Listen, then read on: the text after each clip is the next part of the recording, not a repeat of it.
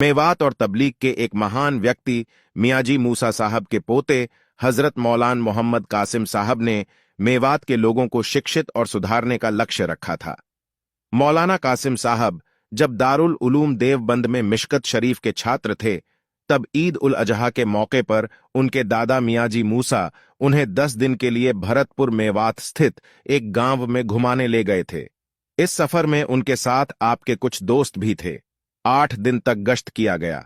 वे लोगों को केवल सहोली गांव आने के लिए कहते थे क्योंकि वहां इज्तिमा होना था, लेकिन तबलीग को लेकर 1 हफ्ते की पूरी जद्दोजहद के बाद इस इज्तिमा में सिर्फ 2 या 3 शख्स आए थे, जो दीन के प्रति इस इलाके के लोगों की दयनीय लापरवाही को दर्शाता है।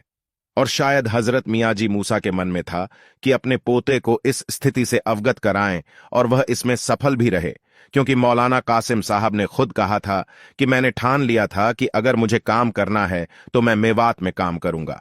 देवबंद से पास आउट होने के बाद उनके लिए यह असमंजस की स्थिति थी कि इस्लामी काम कहां और कैसे करें, लेकिन ऐसे असमंजस की स्थिति में उन्होंने एक ख्वाब देखा जिसमें उन्हें एक निशानी मिली, और उन्होंने मील नाम की एक जगह चुनी, खेडला।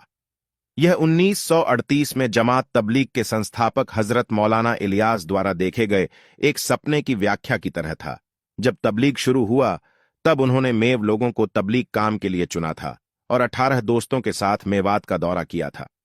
मेवात घूमते हुए वे मील खेडला में ठहरे, और वहीं कुछ दूरी पर बेवड़ी का बाग था। यहां इस बाग में कुछ देर विश्राम किया और फिर अपने सभी मित्रों से कहा, मुझे इस जगह से इल्म की खुशबू महसूस होती है, काश यहां मदरसा होता। मरकज निजामुद्दीन वापस आकर आपने 12 लोगों की जमात उस स्थान पर इस्लामी कार्यों के लिए भेजी, लेकिन उस मोहल्ले के लोगों के नकारात्मक रवैये के कारण उनमें से कोई भी अधिक समय तक नहीं रह सका और सभी वापस लौट गए।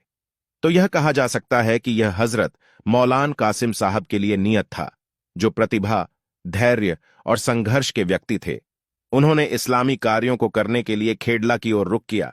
वहां एक जर्जर चबूतरा, चीनी मील और आटा, धान और तेल आदि की कुछ मशीनों के अलावा कोई विकास नहीं हुआ था। फिर भी यहां काम करने की बड़ी इच्छा रखने वाले मौलाना ने एक मदरसे की स्थापना की। वातावरण अनुकूल नहीं था, क्योंकि तबलीग से कुछ ही लोग जुड़े थे, इसलिए उन लोगों के नैतिक समर्थन से ही वे आगे बढ़े। शुरुआत में मौलाना खुद पढ़ाते थे, और कुछ महीनों के बाद मियाजी मोहम्मद रमजान साहब को शिक्षक के रूप में नियुक्त किया गया था। हालांकि उन्हें ज्ञान कम था, लेकिन वे बड़े ईमानदार थे। मदरसे का नाम दारुल उलूम मोहम्मदिया मील खेड़ा रखा गया। 13 अप्रैल 1947 को अब्दुल हकीम नाम के अजमेर के एक छात्र की लापरवाही से एक दुर्भाग्यपूर्ण घटना घटी कि चटाई के फर्श पर लालटेन गिर गई और मदरसे में आग लग गई, और जल्द ही मिट्टी और पुआल से बना मदरसा जलकर राख हो गया। उस समय मौलाना दिल्ली में थे। जब मौलाना को इस घटना का पता चला तो वह भड़कने के बजाय छात्रों और शिक्षकों को दिलासा दिया और मदरसे के पुनर्वास के लिए एक योजना बनाई, और मदरसे को मिट्टी और पुआल से फिर से बनाया गया। मदरसे की पुख्ता तामीर 1980 के बाद से शुरू हुई और मदरसा शिक्षा और प्रगति की उच्च गुणवत्ता के रास्ते पर चला गया। संक्षेप में, मौलाना मोहम्मद कासिम साहब ने छात्रों को हर क्षेत्र में कुशल बनाने के लिए कई काम किए जो समय की मांग थी। आज मील खेडला के नाम से मदरसा दुनिया भर में जाना जाता है और बुलंदियां छू रहा है।